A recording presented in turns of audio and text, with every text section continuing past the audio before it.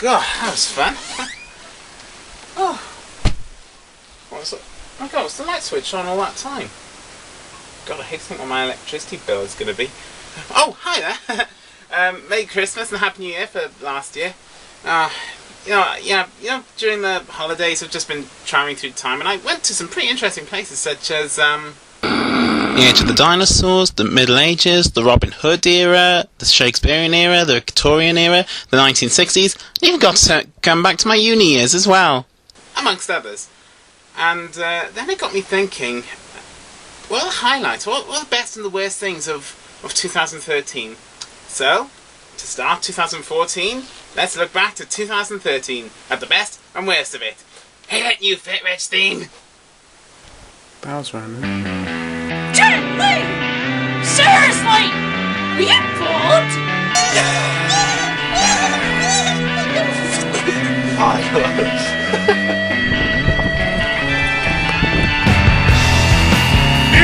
It's motherfucker!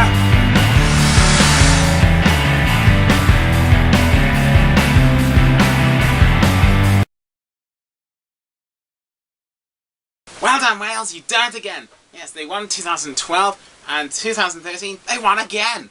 Okay, it wasn't Grand Slam, but it was Six Nations, that's still awesome! I mean, especially that 33 against England. Oh my God! That was amazing! It was almost as if, like, England was winning at that point, and Wales was like, no, we must stop this, and by God did they! Wow! Sorry, that's how awesome this was. This was a real highlight of the year.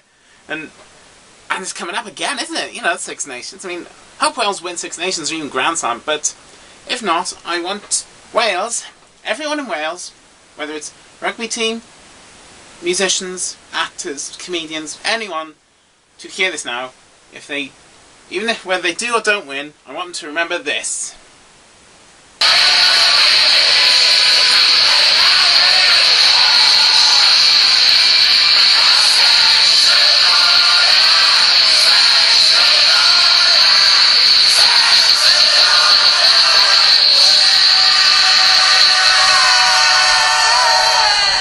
It was also a great year for Doctor Who as well as for Wales. In fact, it was the 50th anniversary last year, because it was back in 1963 Doctor Who started, and 2013 it's 50 years. Well, you can work out the maths. Anyway, and there were some special episodes, like there was obviously the Night of the Doctor, which focused on Paul McGann's Doctor becoming John Hurt, which was actually quite a surprise. Actually, I did not expect that. I did not expect that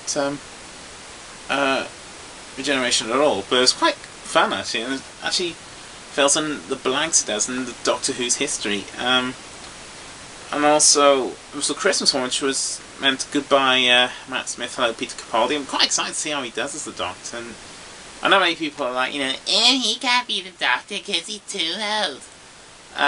Yeah, remember William Hartnell and John Pertwee? Yeah, if you're gonna make an argument, do your bloody homework about it, okay? Right, and anyway, moving on. But the best episode, I think, was the 50th one, the 50th anniversary one, because for many reasons. The story was great, and it focused on... Oh, here's the thing. The Doctor, he had so many things to face, such as, well... But the biggest thing he had to face of all was a memory that haunts him forever, which was the memory of the Time War. Time War, not Time Warp! And actually, it was actually a mixture of all sorts of things. It was dark in places, but it was also comedic as well in places. And it was quite fun seeing, referencing the Doctor Who's from the past, as well as the ones which are the main focus of this episode. And another great thing about this was also the casting. Well, there was Matt Smith, who was okay as the 11th Doctor. David Tennant, who is awesome as the 10th Doctor. I'm glad he was back. And also John Hurt, who plays the Ward Doctor. And John Hurt is, if you don't know, is one of my favourite actors of all time. And it's fair to say that John Hurt's alien experience here is definitely a lot more comfortable than his last alien experience.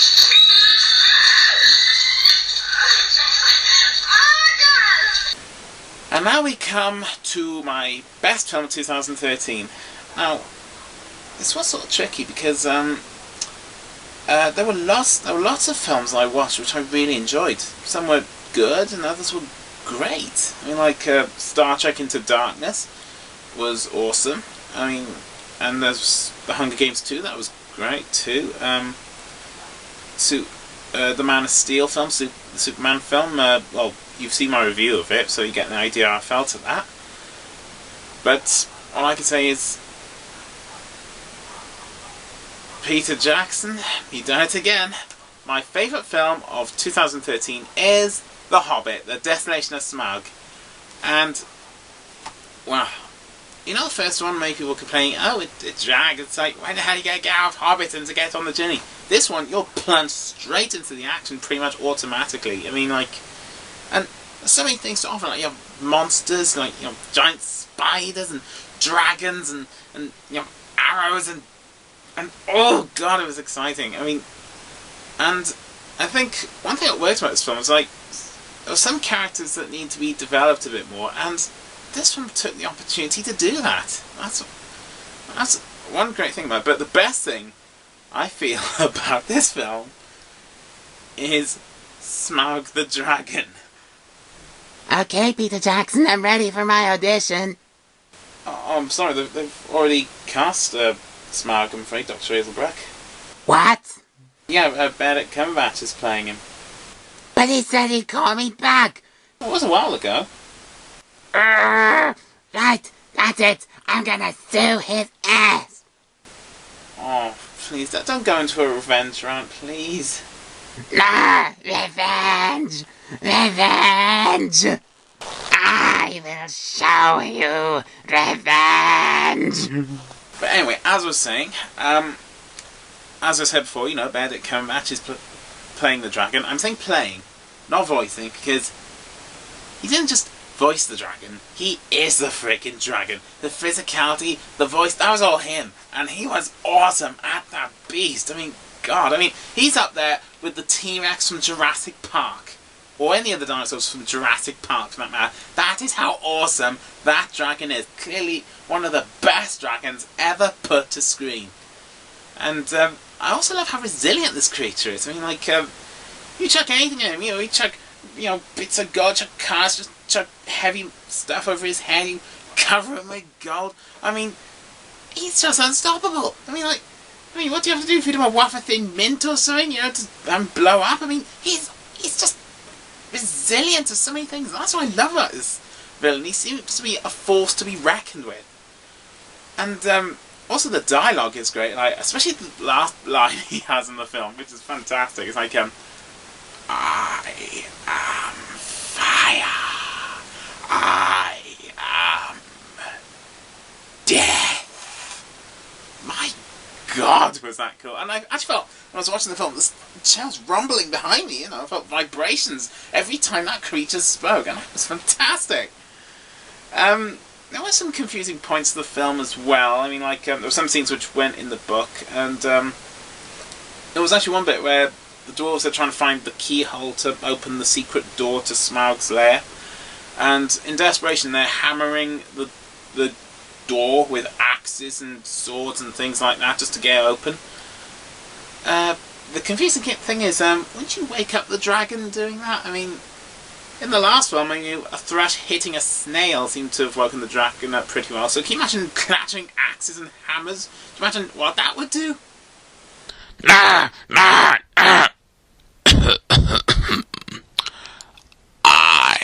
am king under the mountain.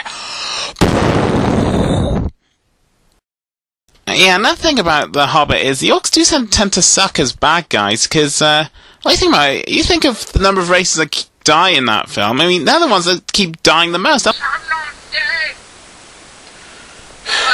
Excuse me, Matt. I feel happy.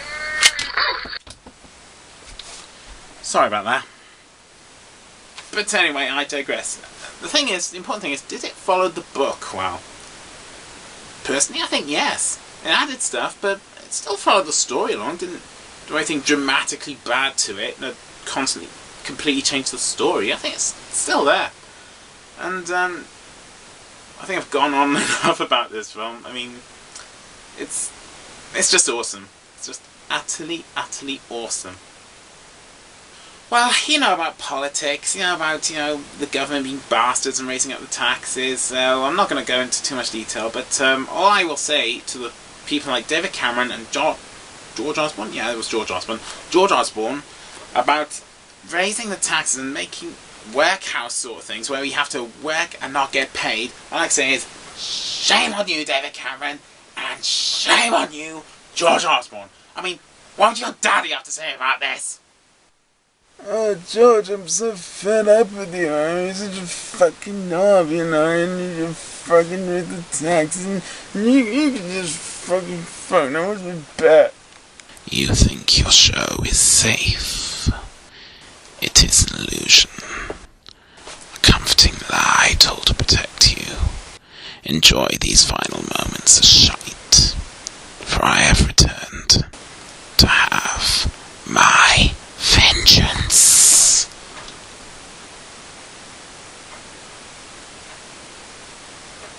So, shall we begin? Yes, I spoke about this program last year, and it's still awful. It's still utterly, utterly awful. In fact, no, I'll tell you about it. I actually think it's actually worse this year than last year, and for a particular reason, and I'll get onto that.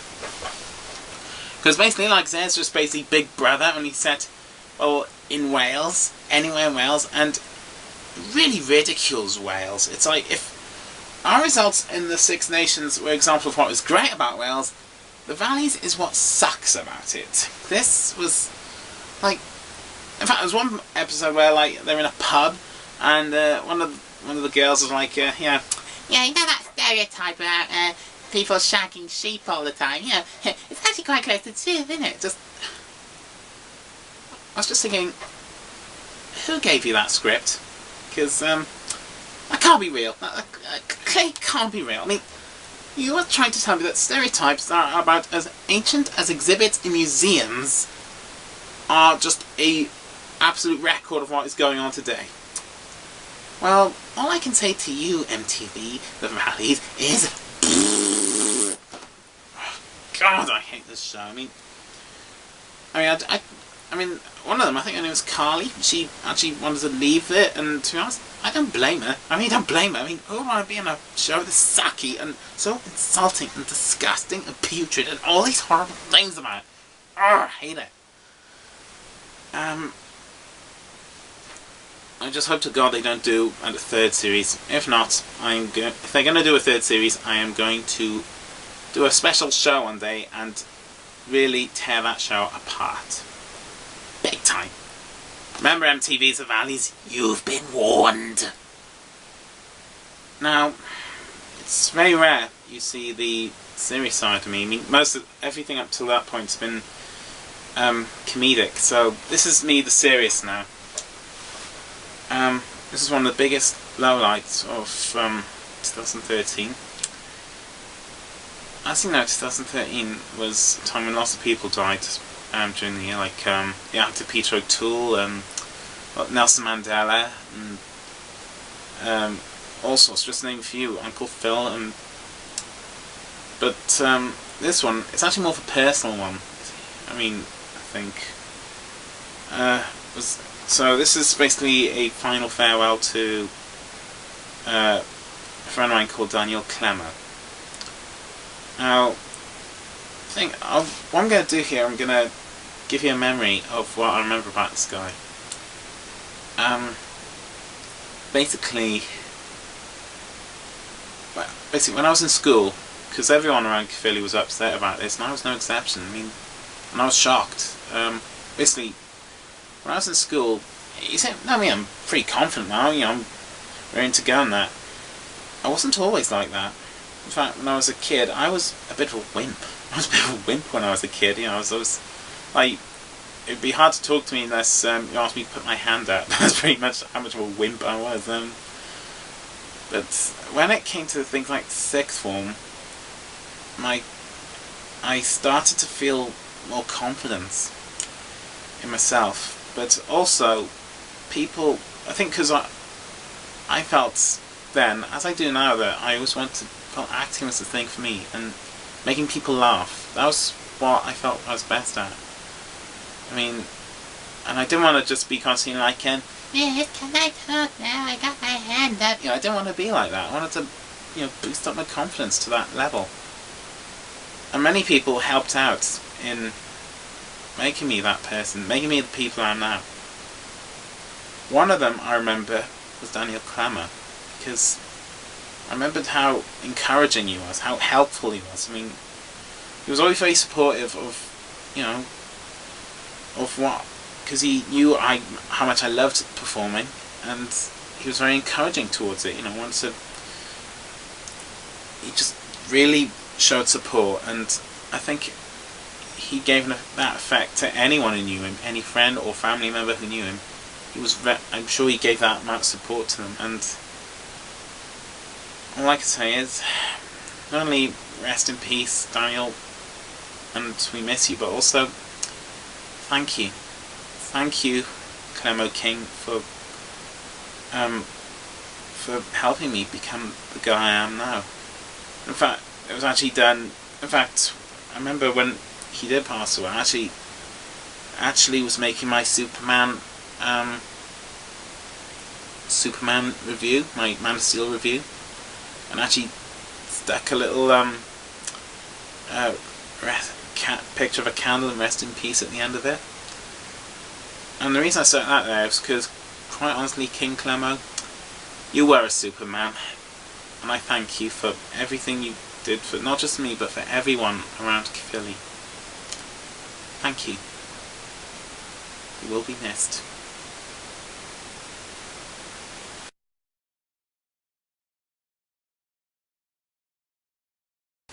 Okay, now the comedic Rich is back now. Okay, so now it's time for my worst. Actually, no, I'm not going to say worst film, because honestly, this film I actually did like. It was okay.